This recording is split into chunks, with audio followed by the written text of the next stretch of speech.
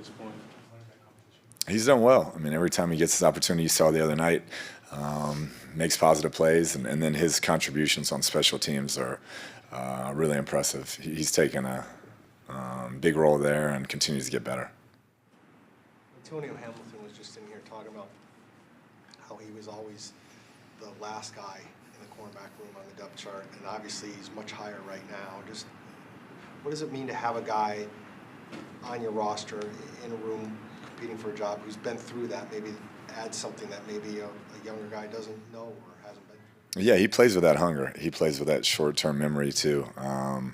Not afraid to take risks and sit on things and make plays, and physical, tough nose, same deal, can play special teams, but we fell in love with him last year, just the competitive spirit he came in with, and has just gotten better and better, and has had a really nice camp. Were you watching when he did the backflip at the end of the Minnesota game, or have seen the pictures of that, just the joy that he was exhibiting? Really? I didn't see it, but that's how he plays. I mean, he's always talking, he's always chirping. You can see he has a huge chip on his shoulder. He'll talk about it when he's out there, and makes it fun to be around. But he definitely lifts the spirit of the competition whenever those guys are going against the whiteouts. You had said the other day when Kyler was missing time that if he hadn't been through 3 years already, maybe he'd be concerned, but it isn't really like now. What's it like now going through these games? I mean, he's now back at practice, and does it just feel like you guys have been together for so long that this all just kind of is how it goes? Yeah, we've basically been trying to catch up on the installs that he missed. We've been running those back with him in that first offensive unit. So by the end of training camp, he will hit all of our installs, and we feel like he'll be in a good place. I think after going against Tennessee, getting some of that speed work against another team, we'll feel really good about where he's at. Obviously we talked about him wanting the contract, and then he got the contract. Have you noticed any? I mean, a lot of times when a guy, something like that happens, there's a certain weight that's lifted just because you're not thinking about it anymore. Have you noticed that at all? Has he pretty much been the same? He's been pretty much the same. I think the ownership, knowing what that means, that contract means, being the face of the franchise, showing up each and every day, being consistent, leading, you can definitely see that he understands how that changed things. But he's been Kyler and been super competitive and out there making plays like he always has. Now that you're a couple weeks into camp and everything, why do you think this team can be better than last year? What are some specific ways? Yeah, I think watching us compete just day in, day out, they understand what they were, I think, for a majority of the season, and they could have competed with anybody. And then all of us, coaches and players, didn't close it out like we could have, but they're playing with a lot more confidence after, I think, feeling what that felt like to be one of the top teams in the league for a certain amount of time. And you got to have some good fortune and stay healthy and do all those things. But I definitely sense a more confident team with a lot of those key contributors back, and then some young pieces that have stepped up, and like Ham's one of them stepped up, and Victor DiMakeji, another one, stepped up and really made us even better. You're seeing a lot of good battles out there, especially this week, Monday, Tuesday practice. We have, yeah. I think anytime you are getting closer to that final cut, guys have a sense of urgency, and they've been practicing that way. It's been spirited, been competitive practices, and there's some rooms that it's going to be some tough decisions that have to be made. I know that Marcus hasn't been out there for some practices. Are you concerned at all at this point with his health and when he might be able to come back? I'm not. I think he'll be on schedule to get back in time, to get enough work by week 1 that he feels ready to roll. It looked like Jace Whitaker was involved in a few tackles and plays in that preseason game. What did you see on the film of him, and what have you seen in camp? He's a guy that we've always relied on to just be that safety net. I mean, he's a guy who's going to be in the right place. He knows the defensive inside out. He's competitive, and just been really impressed with his growth over the last 3 years. And that, coming as a free agent, he's really earned everybody's trust on our staff that if we put him in a game, he's gonna be in the right spot and make the play.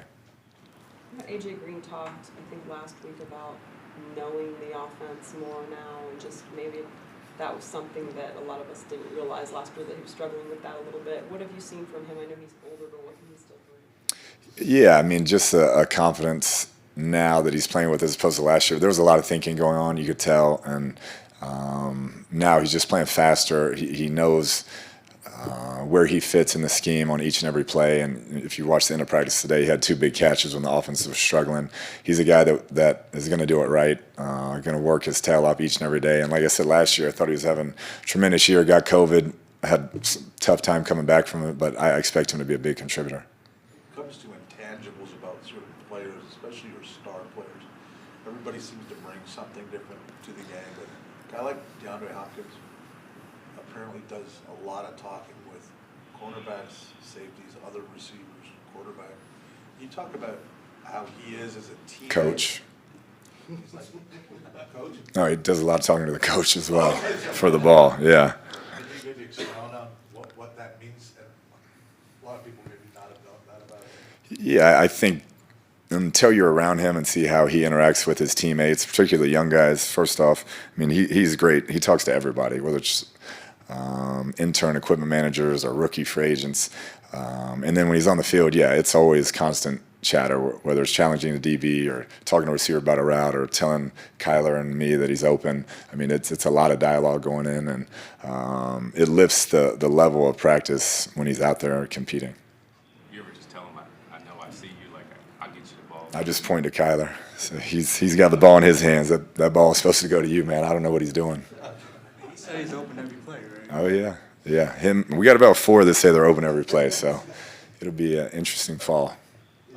Another fight in a pass rush drill today. Is that just part of the cuts coming, the tension building? Yeah, a lot of days against each other in a row. So we're ready to start playing other teams. And anytime you're doing that good on good for a month straight, you're going to have some of those instances. But we gotta clean that up. How's Lucky Foe too? He's okay. I think probably next week. Hopefully we can work him back in. I think Trey will see time outside. That's what we're hoping. Yeah, he's progressed and practiced well this week, so I'm hoping he'll get out there and get some reps. What are the next steps you're hoping to see from Jonathan Ward? Just continue to make plays when his number's called upon. It's a good room when you're looking at that competition. You got James and Darryl, who played a lot of football in big games, and then Eno, who continues to ascend, and Ward's right there with them. He continues to get better, and every time he touches the ball, it's good things have happened. And anytime you contribute on special teams and be an effective back like that, whether it's running the football or catching the ball, there's going to be a place for you in this league. Getting back to Hop, I remember at that Packers game last year, I don't know if you were irritated, but I think he put himself back in the game like after he got hurt. Do you ever have to just instances like that, like rein him in a little, or when you've got a talent like that, There's a very fine line, yeah. There's a fine line. You can't let it get too far out of control, and he understands that. He'll never push the limit to that spot, but he understands what he can do and what he means to the team, and that was one of those instances. He had that hamstring that he tweaked, and just wanted to be out there and felt like we needed him, so he runs out there and keeps playing. But that's just the competitor he is.